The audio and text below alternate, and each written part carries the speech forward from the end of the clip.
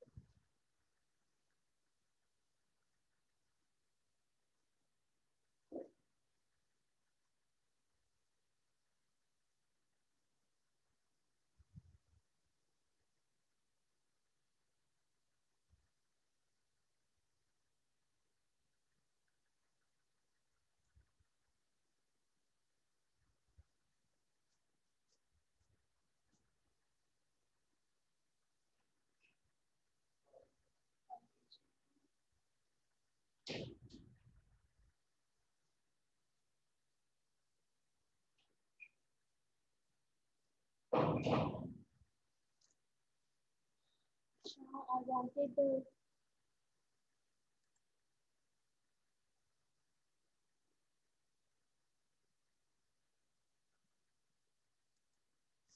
अच्छा दूसरी बात ये बता, वांटेड टू से वो कि आप लोग का क्विज रखना है मैंने, तो आप थर्सडे संडे को क्विज है आप लोगों का, ठीक है। लेक्चर नंबर 8 से लेक्चर नंबर 13 का, ठीक है। फर्स्ट 7 का आप देख चुके हो, तो 8 से 13 लेक्चर्स जो हैं वो इंक्लूडेड होंगे। इससे एक तो आपके मिट्स की तैयारी हो जाएगी जरा, ठीक है, क्योंकि मिट्स में आप लोगों के लेक्चर 4 से लेक्चर 13 तक एडेड होंगे, ठीक है। क्योंकि आप वांटेड के 10 लेक्चर्स एटलीस्ट हो आपके मिड में। मैम आपकी वॉइस बहुत लो है। ओके, अभी थोड़ी बेहतर हुई है बेटा? Yes ma'am.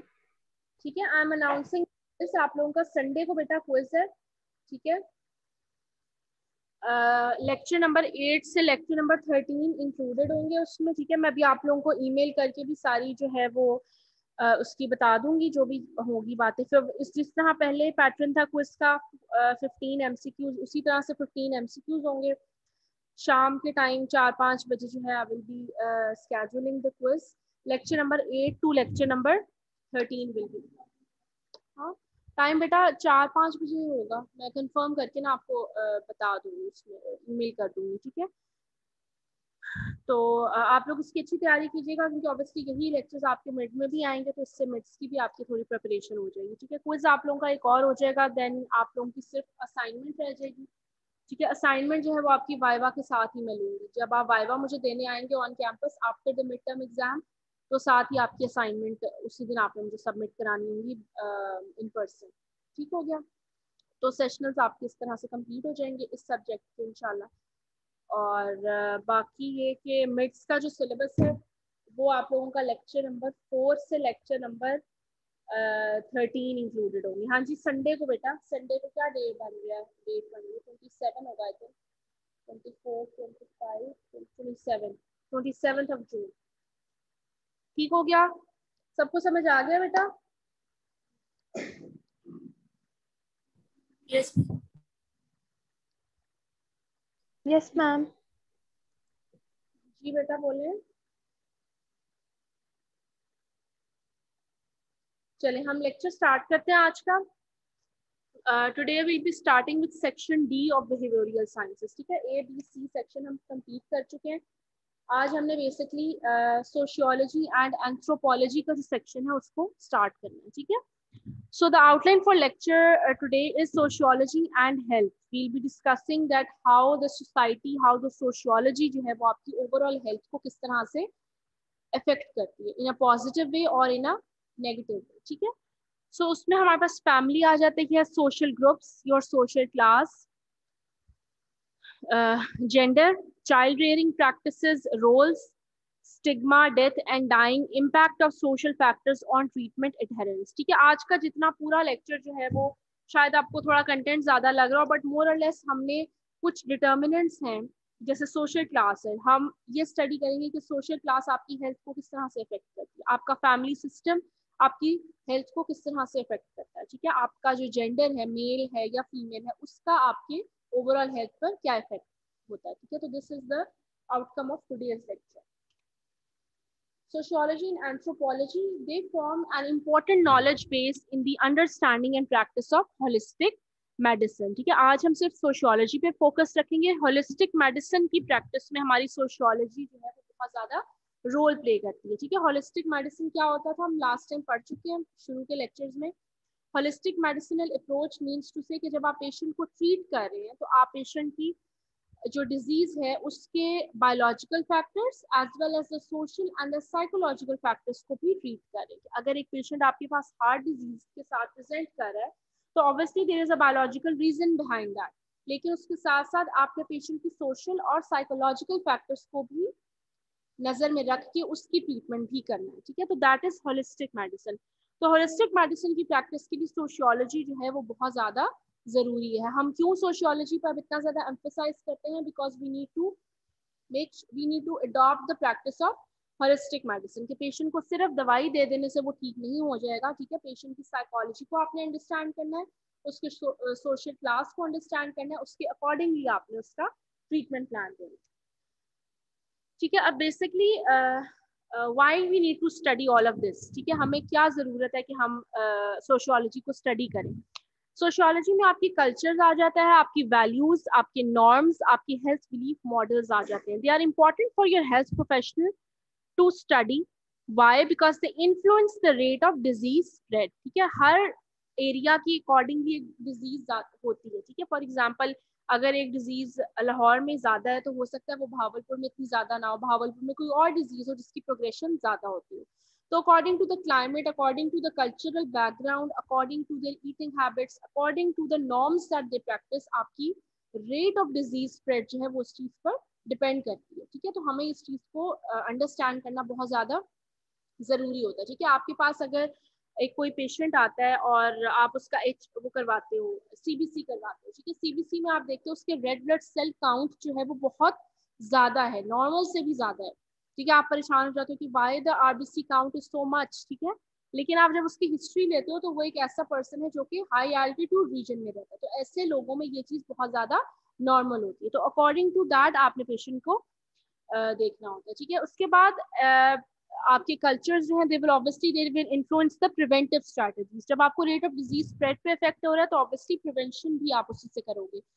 Pathways to health care facilities, choices and options of treatment or child rearing practices, social barriers, treatment adherence, illness behavior and utilization of health services। ठीक है, ये सारी वो चीजें हैं जो कि ओवरऑल आपकी जो कल्चर है वो इन सब चीजों को अफेक्ट कर रहा होता है। ठीक है, so what is sociology? The study of the influence of society and its various units and institutions on the process of health and how they can change to cause disease। ठीक है, कि overall आपकी society को अगर हम study करें कि society में जो चीज आप सोसाइटी किस चीज से बनती है, आपके सोशल क्लास से बनती है, आपकी फैमिली सिस्टम से बनती है। ठीक है, आपकी वेल्थ से बनती है, आपका रोल क्या है सोसाइटी में, ये सारी चीजें जो हैं ओवरऑल उनका इन्फ्लुएंस क्या है। The role of sociology in the behavioral sciences is to study social determinants of health and disease. Following are some of the important social determinants of health and disease। ठीक है, अब जो sociology है वो एक बहुत वास्ट सब्जेक्ट है। ठीक है, sociology is a very very generalised subject. आज जो हम स्टडी करें वो सोशियोलॉजी का लिंक स्टडी करेंगे विद द हेल्थ। ठीक है, कि आपकी सोसाइटी जो है वो आपकी हेल्थ को किस तरह से इन्फ्लुएंस कर रही है। ठीक है, उसके लिए हमारे पास कुछ important social determinants of health है। ठीक है, अब social determinants of health and disease का क्या मतलब है कि ये सारे वो 11 पॉइंट्स हैं जिनको हम सोशल डिटर्मिनेंट्स कहते हैं, जो कि आपकी हेल्थ को डिटरमाइन करते हैं, आपकी हेल्थ पे इफेक्ट देते हैं, इन्फ्लुएंस देते हैं। ठीक है, इसमें सबसे पहले आपकी फैमिली आ जाती है, then comes your social groups, social class, your gender, child rearing practices, roles, social support, religion, stigma, sick role, death and dying. All of these are your social determinants of health। कि जब आपके पास एक patient किसी बीमारी के पास साथ आता है तो ये सब चीजें हैं जो कि उसकी इस बीमारी को प्रोग्रेस करने में या उसको प्रिवेंट करने में हेल्प आउट कर सकती है। ठीक है, वन बाय वन हम इन सारे सोशल डिटर्मिनेंट्स को स्टडी करेंगे। सबसे पहले आ जाता है जी family. Family is the basic unit of the society. It is the building block upon which a society is constructed.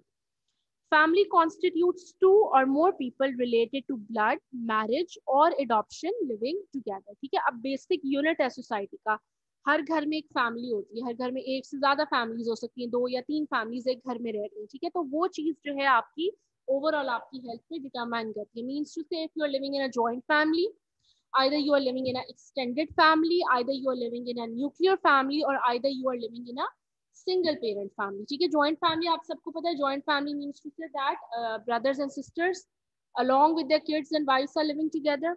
Extended family का मतलब है कि आपके दूर के कोई रिश्तेदार, relatives, आपकी कोई चाची हैं, फूफी हैं, मामू हैं, वो आपके साथ एक ही घर में रह रहे हैं, that is the extended family. Nuclear family is husband and wife along with their kids, they are the nuclear family setup. A single parent is that a child is living either with their mother or with their father. ठीक है, तो अब ये चारों जो family setups हैं, ये चारों टोटली डिफरेंट सेटअप्स हैं, and according to this family setup different आपकी हेल्थ की प्रोग्रेशन जो है वो डिपेंड कर सकती है। अब हम ये नहीं कह सकते कि जो एक्सटेंडेड फैमिली में रह रहा है वो बहुत ज्यादा हेल्दी होगा, या जो न्यूक्लियर फैमिली में रह रहा है वो बहुत ज्यादा हेल्दी होगा, that is not the case. ठीक है, पॉइंट इज कि ये सब चीजें आपकी हेल्थ को इन्फ्लुएंस कर सकती हैं। ठीक है, फॉर एग्जांपल अगर आप एक न्यूक्लियर फैमिली में रह रहे हो और अगर आप फॉर एग्जांपल आप बेड रिडन हो गए, खुदा ना खास्ता ट्रैफिक एक्सीडेंट हुआ आपका, आपका जो है आपका लेग फ्रैक्चर हो गया, you are bed ridden for a few days. ठीक है, तो जो न्यूक्लियर फैमिली सेटअप में होंगे it will be very difficult for them to you know उस टाइम को गुजारना, लेकिन जॉइंट फैमिली में जो रह रहे होंगे उनके लिए it will be a easier way to take care, उनके लिए आसान होगी। तो फैमिली जो होती है वो आपकी ओवरऑल आपकी हेल्थ को डिटरमाइन करती है। Family structure and functioning. It is the way a family is organized in terms of its boundaries, emotional bonding and interactions outside the family. The way we respond to symptoms, cope with stress, follow health advice and point to the central role of the family. Healthcare professionals should regularly draw genograms of the patient's family to familiarize themselves with the structure and functioning of the family and key member and then involved in decision making. ठीक है, अब basically हमें as a health care profession आप इस चीज को इस तरह से देखें कि आप एक हॉस्पिटल में हैं, आप एज अ डॉक्टर वहाँ पे काम करें, तो कोई भी पेशेंट आपके पास आता है तो आपको उसका फैमिली स्ट्रक्चर जानने की क्या जरूरत है। ठीक है, it is something which is very personal, but why we need to do that, because अगर आप एक फैमिली स्ट्रक्चर ओवरऑल एक फंक्शनिंग को देखेंगे तो यू विल अंडरस्टैंड, आप उस चीज को अगर ऑब्जर्व करेंगे तो you will understand that there is someone in a family जो कि एक सेंट्रल रोल प्ले कर रहा होता है, either it is the father और sometimes it's a elder brother और maybe it's elder sister. ठीक है, तो उसके अकॉर्डिंगली आप उस चीज को जब डिटरमाइन करेंगे तो आप पेशेंट की, for example if there is an important decision to be made, ठीक है, तो इम्पोर्टेंट डिसीजन मेकिंग में फिर आप उसी पर्टिकुलर रोल मॉडल या जो पर्सन ज्यादा रोल प्ले कर रहा होता है फैमिली में उसके पास जाएंगे। जैसे फॉर एग्जांपल मदर से क्या, ठीक है, 3 भाई हैं, तीनों भाइयों में से जो सबसे छोटा भाई है he is a health care professional himself, तो डिसीजन मेकिंग में जो है सबसे ज्यादा पार्ट उसी भाई का होगा because he is related to the health care field, हालांकि वो सबसे यंगर ब्रदर है। तो आप अगर इस चीज को आइडेंटिफाई करेंगे कि कौन सा पर्सन है उसका ज्यादा रोल है इन द फैमिली, तो it will become easier for you in terms of decision making. Chat से बच्चे क्या कर रहे हैं?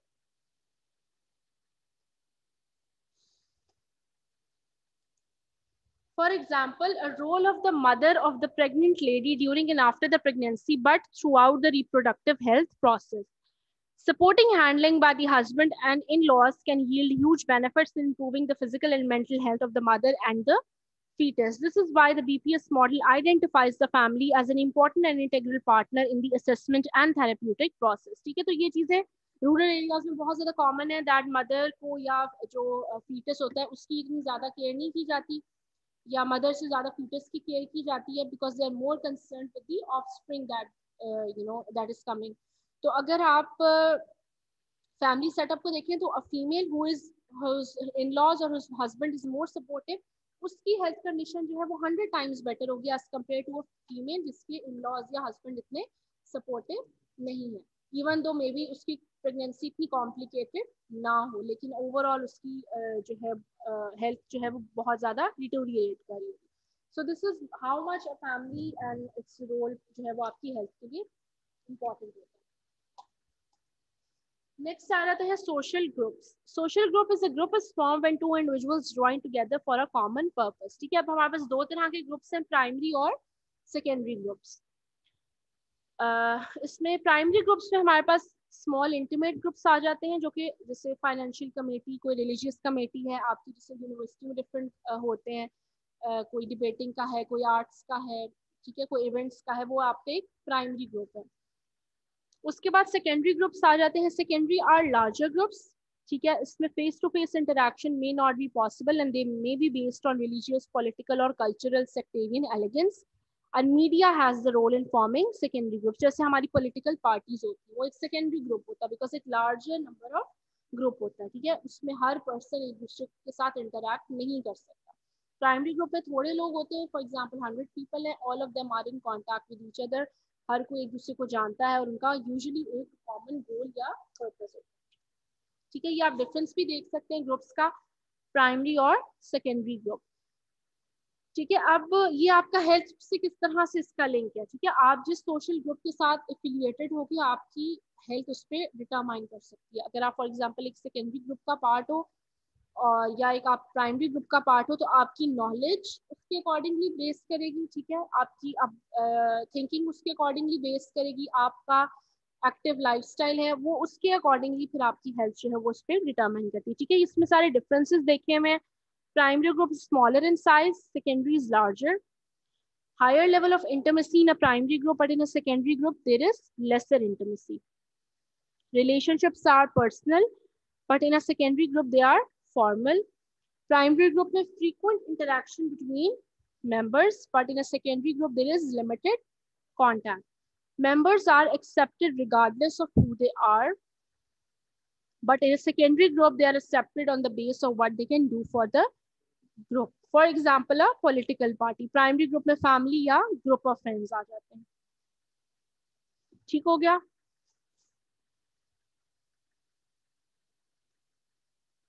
ठीक है, नेक्स्ट इज सोशल क्लास। ठीक है, सोशल क्लास का आपको पता है हमारी सोसाइटी में आपकी वेल्थ के अकॉर्डिंगली आप किस एरिया ऑफ द सोसाइटी में रह रहे हो, आपका घर कितना बड़ा है, आपके पास गाड़ी कौन सी है, किस स्कूल में आप पढ़ रहे हो, किस यूनिवर्सिटी में पढ़ रहे हो, कपड़े आपने कौन से पहने, ये सारा ओवरऑल आपका सोशल क्लास डिटरमाइन करता है। कुछ लोग होते हैं वो बहुत ज्यादा वेल्दी भी होते हैं, बट स्टिल उनका लाइफस्टाइल बहुत ज्यादा सिंपल होता है। ठीक है, तो वो एक सोशल क्लास जो है वो आपकी इन सब चीजों पे डिपेंड करता है, नॉट ओनली योर wealth.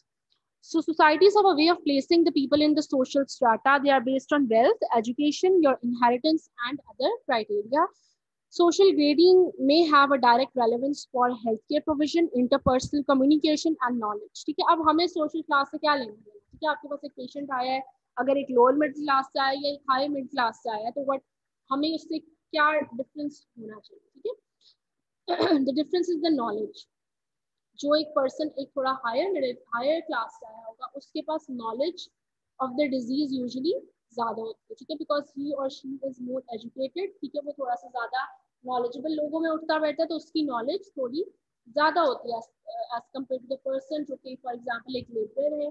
ठीक है, वो कभी उसने अपने कभी ब्लड टेस्ट नहीं करवाया, उसको कोई आइडिया नहीं कि डायबिटीज क्या होता है। ठीक है, तो हमें सबसे पहले नॉलेज का से हमें पता लगता है। जो एक बिल्कुल लेबर होगा उसको हमें ए से लेकर जी तक सारी बात जो है वो समझानी पड़ेगी। तो for that we need to know the social class. उसके अलावा interpersonal communication, obviously social class का आपकी कम्युनिकेशन पे भी डिफरेंस आता है। हायर सोशल क्लास के लोग और लोअर सोशल क्लास के लोग में कम्युनिकेशन का डिफरेंस जो है उसको हमें माइंड में रखना पड़ता है। Then obviously the health care provision, जो एक लेबरर होगा वो हो सकता है आप उसको टेस्ट लिख के दें, वो टेस्ट कभी भी ना करवाए, वो जाके किसी हकीम से दवाई ले और वो ठीक भी हो जाए। ठीक है, that is the health care provision, कि वो आपकी बात को कितनी इंपॉर्टेंस दे रहा है, कितनी कंप्लायंस शो कर रहा है। ठीक है, so according to the western method social class जो है वो 6 क्लासेस में डिवाइडेड होता है। Social class in the Pakistan is often determined by wealth, power, area and size of the housing, social connections, networking and the type of job. ठीक है, public sector होता है, प्राइवेट सेक्टर होता है। पब्लिक सेक्टर में usually लो socio economic या non professional लोग आते हैं, जिसमें आमिल्स एंड क्वैक्स आ जाते हैं। प्राइवेट सेक्टर हायर क्लास में आपके पास कॉर्पोरेट जॉब्स हैं, बिजनेसमैन है, which are all involve in the private sector. ठीक हो गया। Next social determinant of disease is gender. ठीक है, कुछ डिजीजेज हैं जो कि फीमेल ओरिएंटेड होती हैं, कुछ डिजीजेज हैं जो कि मेल ओरिएंटेड है, not because of the biological differences but because of the, for example stress का लेवल।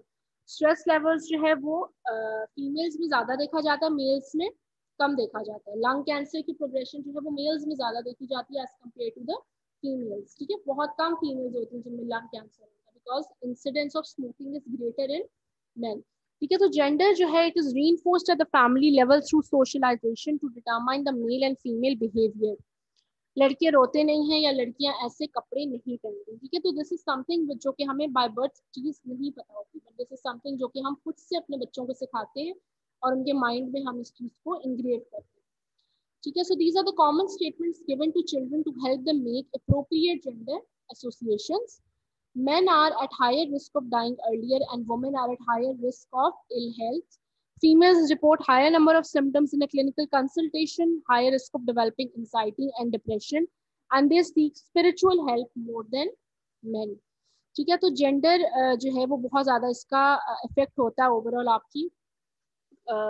सबसे पहले तो ये कि आपकी अपब्रिंगिंग सबसे पहले डिफरेंट होती है। ठीक है, अगर आप रूरल एरियाज में जाएं तो वहाँ पर फीमेल्स को बहुत ज़्यादा सप्रेस किया जाता है in terms of everything, in terms of even the food that they are eating, तो या in terms of education, in terms of day to day activities, तो फीमेल्स को सप्रेस किया जाता है और मेल्स को डोमिनेट किया जाता है। ठीक है, तो ऐसी सिचुएशन में females are more likely to develop anxiety and depression, but at the same time जो मेल्स होते हैं बिकॉज उनकी डोमिनेटिंग, उनको हमेशा से ये सिखाया जाता है दे आर डोमिनेटिंग, तो उनमें एग्रेशन जो है वो बहुत ज़्यादा देखा जाता है। And due to aggression there is a greater incidence of being a heart diseases उनमें बहुत ज़्यादा होती है, या greater risk होता है कि वो जो है स्ट्रेस की वजह से उनमें बहुत ज़्यादा earlier deaths देखी जाती है because of the pressure on them of male dominance।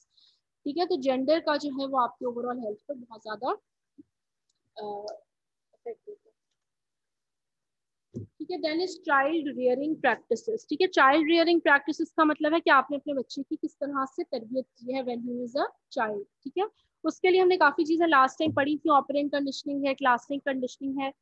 So by a combination of reward and punishment, which is operant conditioning, and by providing modeling behavior which the child emulates, parents and family shape the behavior and the lifestyle of their children। ठीक है, अब types of parenting हमारे पास 3 तरह की होती है, authoritarian, permissive and authoritative. Authoritarian का मतलब है that the parents impose rules and expect complete obedience. ठीक है, permissive parents submit to the children's demands and authoritative parents demand obedience but are also responsive to their children। ठीक है, means to say that they are neutral parents कि वो obedience भी आपसे demand करेंगे but at the same time they are also आपकी emotions का, आपकी फीलिंग्स का भी ख्याल रखें। तो the type of parenting is obviously very much important. जो बच्चे जिनके पेरेंट्स अथॉरिटेरियन होते हैं, usually such children they are very much likely कि वो बहुत ज़्यादा लाइफ में इनडिसीजिव रहते हैं। ठीक है, उनकी अपनी डिसीजन मेकिंग कैपेबिलिटी जो है वो बहुत ज़्यादा कम हो जाती है।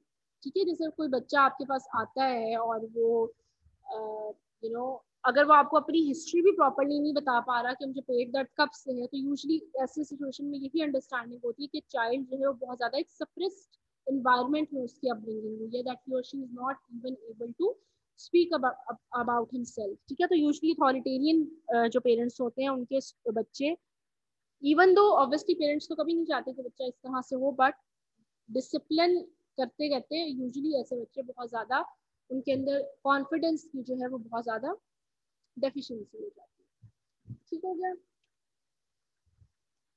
Then joint family and nuclear family के benefits, mate system and its bad effects on children। ठीक है, कि सारी चीजें आपकी अपब्रिंगिंग में आ जाती हैं कि आप जॉइंट फैमिली में बच्चों की परवरिश और तरह से होती है, न्यूक्लियर फैमिली में और तरह से होती है। if the mother is working and if the mates are utilized for their upbringing, तो उसके जो बच्चे होंगे वो थोड़े से ज्यादा इंडिपेंडेंट होते हैं, they are more confident, which I believe कि ऐसा होता है, but I don't know what the rest of the joint family के बच्चे आपने देखे होंगे, they are more फ्लेक्सिबल, वो हर तरह के इन्वायरमेंट में जो है वो इजीली कोप अप करने थोड़े से टफ होते हैं। बट न्यूक्लियर फैमिली में जो बच्चे जिनकी अपब्रिंगिंग होती है, दे आर मोर बर्गर बच्चे जिनको हम कहते हैं, ठीक है, तो वो थोड़े से जरा ज़्यादा नाजुक होते हैं, थोड़े डेलिकेट होते हैं, बिकॉज उन्होंने इतना ज़्यादा इंटरेक्शन नहीं किया फैमिली के साथ। ठीक है। So effective child rearing practice क्या होती है? Depends upon tailoring the demand to the intellectual stage of development of the child and providing clear and consistent reassurance and rewards. ठीक है, कि आप बच्चे की according to the stage of development, ठीक है, ये चीज़ आप बहुत ज़्यादा टाइम के बाद जाके सीखते हो। शुरू में बच्चा पैदा होता है तो आपको ये सब चीज़ें नहीं पता लग जाती, विद टाइम आपको अंडरस्टैंडिंग होती है कि according to the stage of development the child is going through, उसके अकॉर्डिंगली आप उसकी चीज़ को अंडरस्टैंड करें और आप उसको कोई भी चीज़, फॉर एग्जांपल कोई टॉय व्हील फॉर एग्जांपल लेकर दे रहे हैं, तो आप उसके पीछे बच्चे को एक रीअश्योरेंस या एज अ रिवॉर्ड उसको इस चीज़ को प्रेजेंट करें। डिफिकल्ट चाइल्ड है तो उसके लिए you need to undergo family therapy techniques and behaviour therapy. ठीक है, ये एक बहुत लंबी डिबेट है, इसको हम यहीं तक रोल प्ले करते हैं। ठीक है, next is roles. Roles is a set of expectations about how people should behave in various circumstances. ठीक है, डॉक्टर का एक रोल होता है और एक पेशेंट का रोल होता है। डॉक्टर का रोल है कि उसने पेशेंट की बीमारी को ठीक करना है, ठीक है। पेशेंट का रोल है कि उसने डॉक्टर की बात या डॉक्टर की हिदायत पे अमल करना है, ठीक है। रोल कॉन्फ्लिक्ट कब आता है? when one individual has multiple roles which have conflicting demands on the individual। ठीक है, फॉर एग्जाम्पल एक डॉक्टर है, वो हॉस्पिटल का एमएस भी है, ठीक है, उसने हॉस्पिटल की एडमिनिस्ट्रेशन भी देखनी है, उसके साथ साथ सर्जरी भी करनी है, ठीक है। तो ऐसा जो होगा इस सिनेरियो में यूजुअली रोल कॉन्फ्लिक्ट जो है वो अराइज कर जाता है। Social support. Social support means कि having social support ameliorates the effects of physical and psychological stress and hastens recovery. Support from family, friends and work colleagues enhances adherence to treatment and rehabilitation. ठीक है, एक person है, he or she is sick, उसकी family भी है सारा वक्त उसके पास है, उसको सपोर्ट कर रही है, उसके फ्रेंड्स भी उसको सपोर्ट करें, इमोशनली भी, फिजिकली भी, फाइनेंशियली भी, बट उसके जो वर्क कॉलीग्स हैं या जो उसका वर्क प्लेस है, they are not supporting him. ठीक है, वो उसको लीव्स नहीं दे रहे, उसकी पे कट हो रही है, उसको बार बार वार्निंग लेटर्स इशू करें even though they know that he और शी इज सिक। तो क्या होगा कि उसकी रिकवरी जो है वो बहुत ज़्यादा उसका ग्राफ बहुत ज़्यादा लो हो जाएगा, बिकॉज ही और she will not be having the adequate social support that he needs. Eight the same time हो सकता है कुछ ऐसे पर्सन हो जिनकी फैमिली उनको सपोर्ट ना करती, ठीक है, वर्क कलीग सपोर्ट करें बट फैमिली पास ना हो in terms of may be they are far, may be the person is living abroad. तो सोशल सपोर्ट जो है वो बहुत ज़्यादा ज़रूरी है आपकी रिकवरी को क्विक करने के लिए। Next is religion. रिलीजन का क्या इफेक्ट होता है? It is a collection of beliefs and practices that are external expressions of spiritual experience, the improved health outcomes and longer lifespans। ठीक है, अब हमारे हाँ इस चीज को हमारे यहाँ तो नहीं, हर रिलीजन में इस चीज को समझा जाता है कि if you are more closer to your religion और आप अपनी रिलीजियस प्रैक्टिसेस को बहुत रिलीजियसली फॉलो करते हो तो आपकी हेल्थ जो है वो बहुत ज्यादा बेहतर होगी। ठीक है, कहते हैं कि जी कुछ लोग, जैसे अभी कोरोना भी आया था तो कुछ लोगों ने कहा कि नहीं आप दिन में 5 दफा वजू कर लेंगे तो आपको कोरोना नहीं होगा। ठीक है, तो this is something which is जो कि हमारा एक साइकोलॉजिकल माइंड है। ऑब्वियसली हमारा फेथ है कि सेहत हमें अल्लाह ताला ने देनी है ऑल, बट एक क्रिश्चियन भी होगा, उसकी भी माँ बीमार होगी तो वो हर संडे के संडे या डेली वो चर्च जरूर जाएगा, अपने गॉड से जो है वो प्रे करेगा that my mother gets you know she बीमारी उसकी ठीक हो जाए। ठीक है, और यूजुअली हो भी जाती है। ठीक है, तो दैट मीन्स टू से कि it is believed that if you are closer to your religion and if you are following the religious practices तो आपकी हेल्थ जो है वो बेहतर होगी। You suffer less from cardiovascular diseases, stress, depression, substance abuse and suicide and are more likely engaged in health promoting behaviors। ठीक है, जैसे कुछ लोग होते हैं फॉर एग्जाम्पल डिप्रेशन के पेशेंट होते हैं, तो हमारे यहाँ बड़ा कॉमन एक जुमला है कि नहीं तुम 5 वक्त नमाज पढ़ा करो, कुरान की तिलावत करो, तुम्हारा डिप्रेशन खत्म हो जाएगा। ठीक है, तो कुछ केसेस में ये चीज़ हो भी जाती है दैट मे बी उनका डिप्रेशन ठीक भी हो जाए, लेकिन समटाइम्स दे नीड हेल्प, उनको प्रोफेशनल हेल्प की ज़रूरत भी होती है। तो रिलीजन का ऑब्वियसली रोल प्ले है according to your belief as well. आप लोग यूट्यूब पे भी देखेंगे तो बहुत सारी आता है कि ये सूरत पढ़े आपकी फलानी बीमारी ठीक हो जाएगी, स्किन की कोई डिजीज है तो ये पढ़े आप। तो this is something which is very much ingrained in us. ठीक है, नेक्स्ट इज स्टिग्मा। स्टिग्मा क्या होता है? Stigma is defined as a mark of disgrace और having a shameful difference and are socially rejected. ठीक है, स्टिग्मा इज समथिंग जो कि हमारी सोसाइटी में कोई भी चीज, ऐसी बात, कोई ऐसा इंसिडेंट जो कि बहुत ज्यादा शर्मिंदगी का बायस हो। जैसे फॉर एग्जांपल अगर किसी के घर में ट्रांसजेंडर बच्चा पैदा हुआ है, ठीक है, तो वो ऑब्वियसली घरों में किसी भी के भी घर में हो सकता है, it is not something which is in our own hands, तो दैट इज अ स्टिग्मा। उस बात को छुपाया जाता है, किसी को बताया नहीं जाता। या चलो ये तो बहुत ही एक ऐसा सिनेरियो, अदर देन दैट अगर कोई ऐसा बच्चा पैदा हुआ है जो कि इवन आप कहें प्री मेच्योर है, ठीक है, या खुदा ना खास्ता उसको डाउन सिंड्रोम है, तो this is a social stigma. Autistic child पैदा हुआ है, या क्लेफ्ट के बच्चे पैदा हो गए हैं, या फॉर एग्जांपल अगर कोई ऐसी सिचुएशन है कि जिसमें जैसे फिजिकल डिफॉर्मिटी है, मेंटल इलनेस है, तो this is a stigma for the society. आप ऐसी सिचुएशन हर एक को आप ओपनली नहीं बताते, बिकॉज हमारी सोसाइटी में उस चीज़ को बहुत ज़्यादा बुरा समझा जाता है, कहा जाता है कि मे बी हाँ कोई ऐसी बात की होगी आपने जो इसके गुनाह में या जिस सजा में आपके साथ इस तरह हुआ, हालांकि ऐसा कुछ नहीं होता। So it can delay the detection of an illness, ठीक है, तो यूजुअली ऐसा क्या होता है कि डाउन सिंड्रोम का बच्चा पैदा हुआ है, आपने उसको छुपा लिया, अब उसकी अपब्रिंगिंग तो आपने करनी है, ठीक है, तो अगर आप उसको छुपा के घर में ही रखेंगे तो ऑब्वियसली उसकी इलनेस या उसकी जो अपब्रिंगिंग है वो बहुत ज्यादा इफेक्ट कर सकती है। So obstruct scientific management and undermine the social, occupational, and economic standing patient. Dealing with stigma includes reaching out to stigmatized groups and use of media to launch destigmatized campaigns. ठीक है कि इस चीज को आहिस्ता हम एज अ पर्सन तो हम कुछ नहीं कर सकते, बट एज अ होल इस चीज को थोड़ा सा नॉर्मलाइज करने की जरूरत है हमें, कि हम इस चीज को एज अ स्टिग्मा जो है वो खत्म करने की कोशिश करें कि this is something which is common and natural, जो कि हमारे अपने हाथ में नहीं होता। ठीक है, next is sick role. Sick role का क्या मतलब है? It involves being excused from various obligations and duties and not being blamed for being ill. ठीक है, इसका ये मतलब है कि पेशेंट एक बीमार है, आपने इसको कहा ठीक है तुम बीमार हो तो तुम घर पे रहो, तुम्हें कोई काम नहीं करना, बस बेड रेस्ट करो, अपनी मेडिसिन लो, ठीक है, तो कुछ टाइम के लिए तो it is going to be beneficial for the patient, but after a certain amount of time patient की विल पावर या motivation to get up and do something will be zero.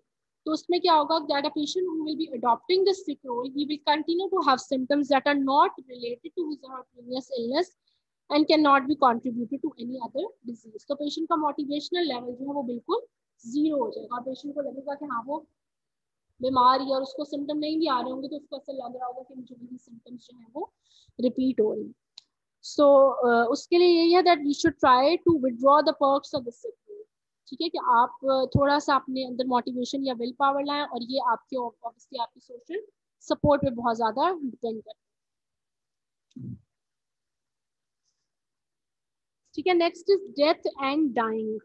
Death of the patient in our culture is seen as a will of God. ठीक है कि मतलब यही कहा and पे यही कहा जाता है ना जब कोई किसी की डेथ हो जाती है कि अल्लाह की मर्जी थी, वेदर द पेशेंट, हमें पता हो कि हाँ पेशेंट में भी सही हो भी सकता था। ठीक है, फॉर एग्जांपल कोई ऐसा पेशेंट था, यू कैन से हैमरेज का पेशेंट था, ठीक है, और उसको वक्त पे हॉस्पिटल नहीं ले जा सके व्हाटसोएवर रीजन, तो उसका प्रॉपर ट्रीटमेंट नहीं हुआ, अल्टीमेटली उसकी डेथ हो जाती है। ठीक है, तो हम यही कहते हैं दैट दिस इज या उसका वक्त आ गया था, this was how it was supposed to be. ठीक है, दिस शुड नेवर, लेकिन इस चीज को आपने देखना है कि once the patient comes to you और आपको पता भी लग रहा है that this is the last time of the patient, but still आपने अपनी पूरी एफर्ट करनी है पेशेंट को बचाने के लिए। They should never stop a doctor to undertake a scientific inquiry into the cause of death.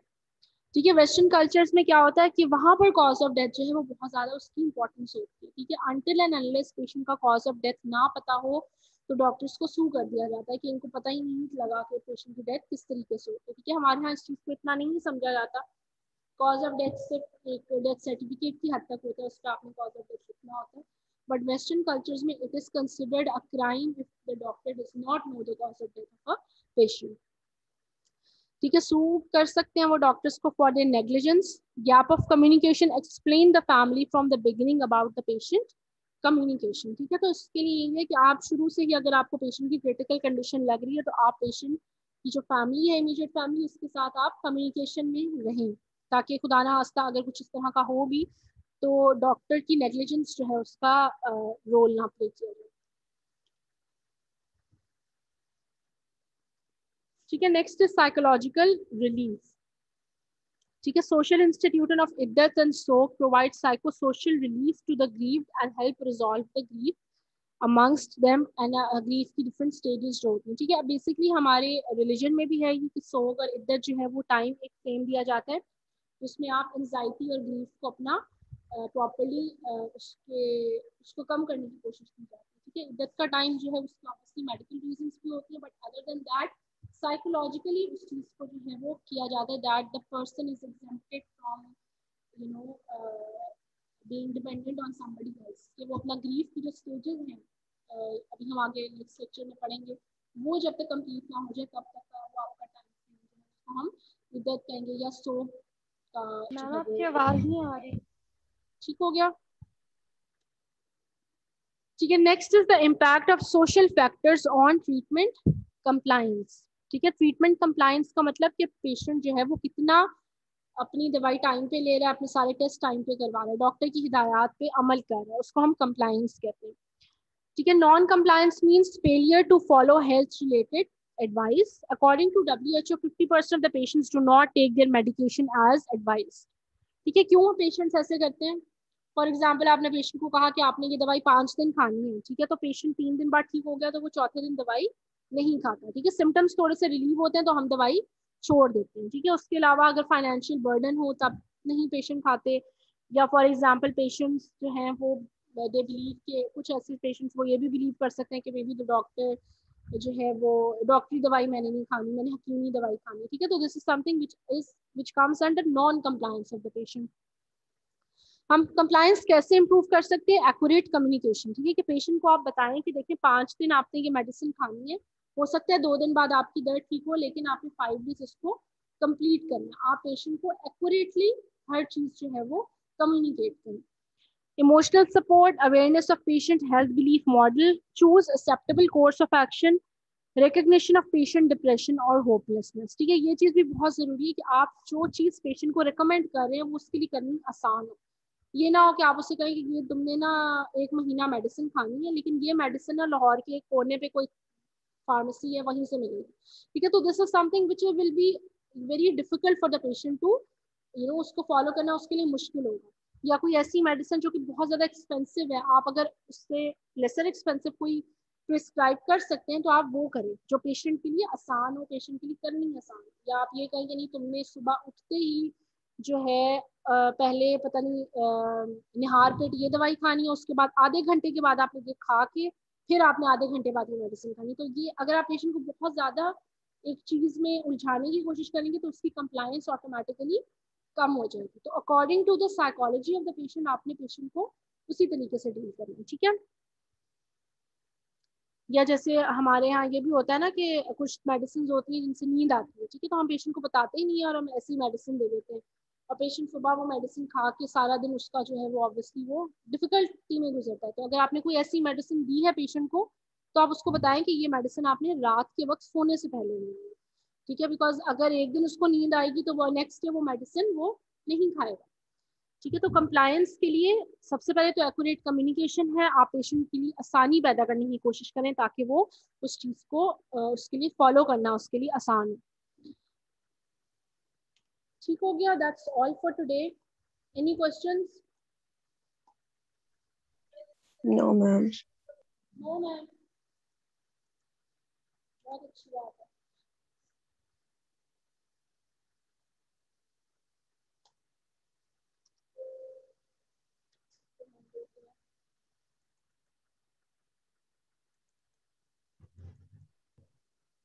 Excuse me ma'am.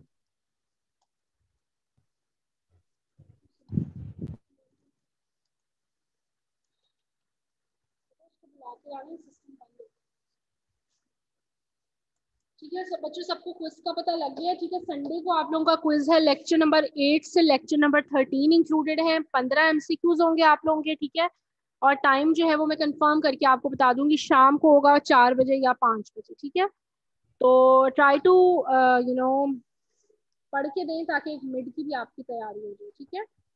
Ma'am mid का सिलेबस रिवाइज कर दें। क्या बेटा? मैम मिड का सिलेबस। बेटा मिड्स का जो सिलेबस है ना 10 लेक्चर्स इंक्लूडेड होंगे, ये सिस्टम बंद हो गया, नहीं नहीं ये यहाँ से एक्सक्यूज मी मैम।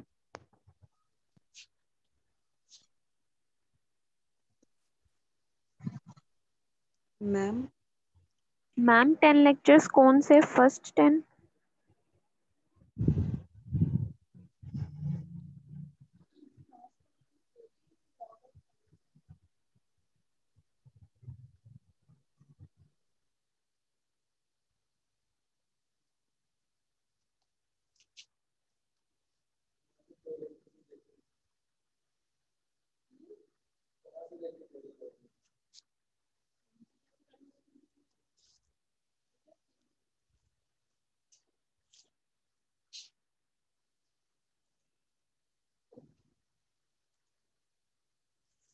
बेटा मिड्स का सिलेबस जो है वो लेक्चर नंबर 4, 5, 6, 7, 8, 9, 10, 11, 12, 13 10 होगा या फिर लेक्चर नंबर 4 से लेक्चर नंबर 13 आप लोगों का मिड्स का सिलेबस है।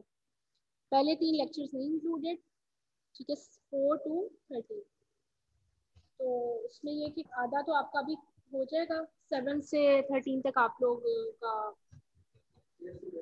8 से 13 आपका क्विज में इंक्लूडेड है, बाकी अभी आप लोग थोड़ा सा रिवाइज कर लेना, ठीक है। रिकॉर्डिंग सारी आप लोगों के पास अवेलेबल है, वहाँ से आप लोग देख लो। कोई क्वेश्चन है किसी का तो आप लोग जरूर पूछ सकते हैं मेरे से, ऑफिस में आके टाइम ले लें मेरे से काउंसलिंग आवर्स में, ठीक हो गया। Any other? Excuse me ma'am, जी मैम मैंने वो लास्ट लेक्चर की अटेंडेंस के बारे में आपको चैट बॉक्स में बताया, प्लीज आप मेरी अटेंडेंस मार्क कर दीजिएगा। बेटा आपकी आवाज नहीं आ रही, क्या नाम है आपका? मैम सुहाना फारूक, मैंने आपको चैट बॉक्स में रीजन बताया है लास्ट लेक्चर की क्लास अटेंड ना करने का। प्रेजेंट मार्क नहीं कर सकती, ठीक है। अगर आप क्लास में प्रेजेंट ही नहीं हो तो मैं आपकी प्रेजेंट किस तरह लगा दूं, ठीक है। तो ऐसा नहीं बट होता, you are absent in the class तो यू आर एब्सेंट, ये बात आपको आई थिंक अब तक पता लग जानी चाहिए। अगर आप क्लास में नहीं प्रेजेंट तो I can not mark you present. और अगर आपको जो है वो कोई जेन्युइन इशू था तो आप लीव अप्लाई कर दें। जब आप लीव भी अप्लाई करते हो ना, तब भी आपकी बेटा प्रेजेंट नहीं मार्क होती, तब भी आपकी एब्सेंट ही लगती है। बट ऑब्वियसली लीव मीन्स कि आपने इन्फॉर्म करके अपनी छुट्टी की है, तो वो उसमें ये होता है कि कल को अगर आपकी खुदा ना खास्ता अटेंडेंस शॉर्ट हो रही है तो उसमें अगर आपने लीव दी होती है तो आपको शॉर्ट अटेंडेंस नहीं किया जाता, कि आपने इन्फॉर्म किया था। तो that's the only option that you have. अगर आप एब्सेंट हो तो आप एब्सेंट हो, उसके लिए मैं आपकी प्रेजेंट नहीं ओके मार्क, मैम। ठीक है। अब आज भी only 52 students are present, I don't know बाकी बच्चे किधर होते हैं। ठीक हो गया बच्चों, I am going to end the meeting now, और इंशाल्लाह नेक्स्ट वीक अब मुलाकात होगी आपसे, ठीक है। ओके, अल्लाह हाफिज़। बेटा आप लोग अपनी अटेंडेंस